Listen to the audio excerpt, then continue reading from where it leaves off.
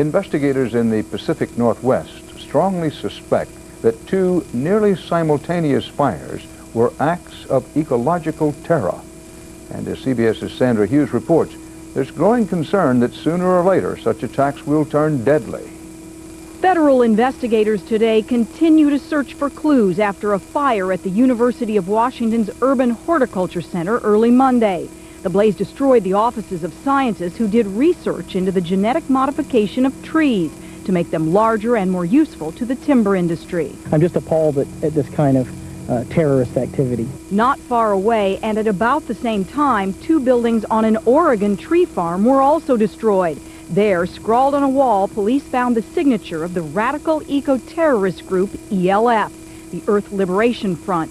Authorities will only say they know both fires were set.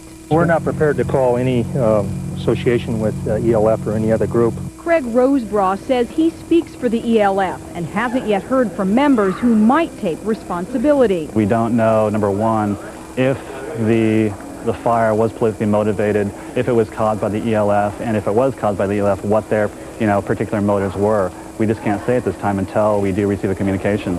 But the fires have all the earmarks of others set by the E.L.F. Members have taken responsibility for an increasing number of blazes set across the country. E.L.F. opposes everything from genetic engineering to urban sprawl. Its costliest terrorist act to date was the multi-million-dollar fire set at the Vail Ski Resort in Colorado in 1998.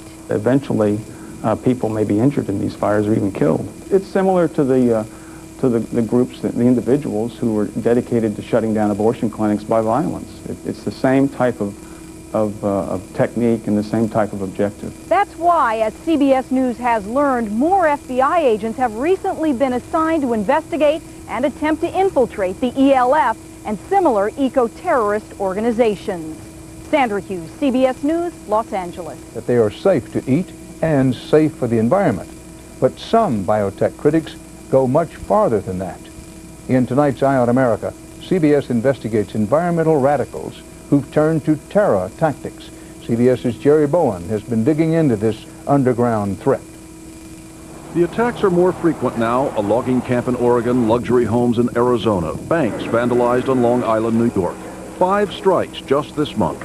Eco-terrorists on a mission, they claim, to save the environment.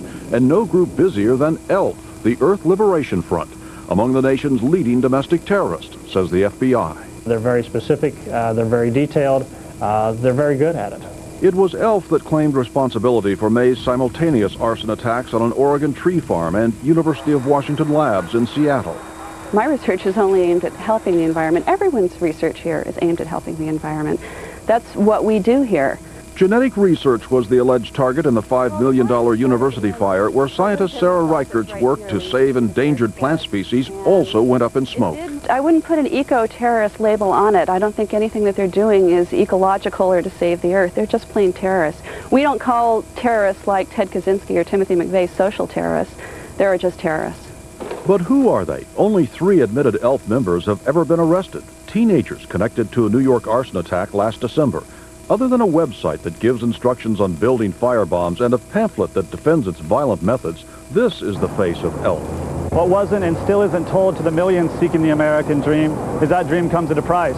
Oregon resident and E.L.F spokesman Craig Rosebrough. We found him in Beverly Hills, California, shooting a documentary about the group whose members he claims not to know.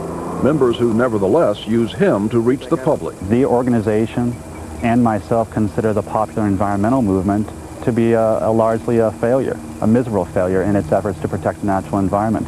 Rosebrough has been investigated but never arrested by federal and local authorities who concede the profile of E.L.F members is murky. We have folks that have recently gotten into the movement, and we have those who have been around for 20, 30 years.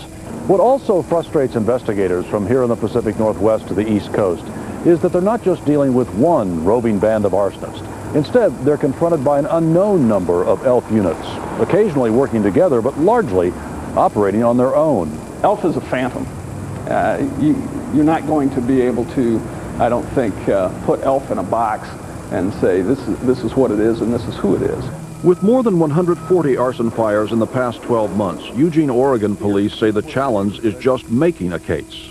We think we're pretty close to solving a couple of those cases. But to say that they are part of this group, I can't tell you that. Meanwhile, the arson attacks have increased, some by E.L.F., some by copycats. And victims like researcher Sarah Reichert have seen their lives change in ways they never expected. A month ago, if you'd asked me, I would have said that I didn't want to ever live with security systems ruling my life because I didn't want the fortress mentality, and now I welcome them. In Seattle, this is Jerry Bowen for Eye on America.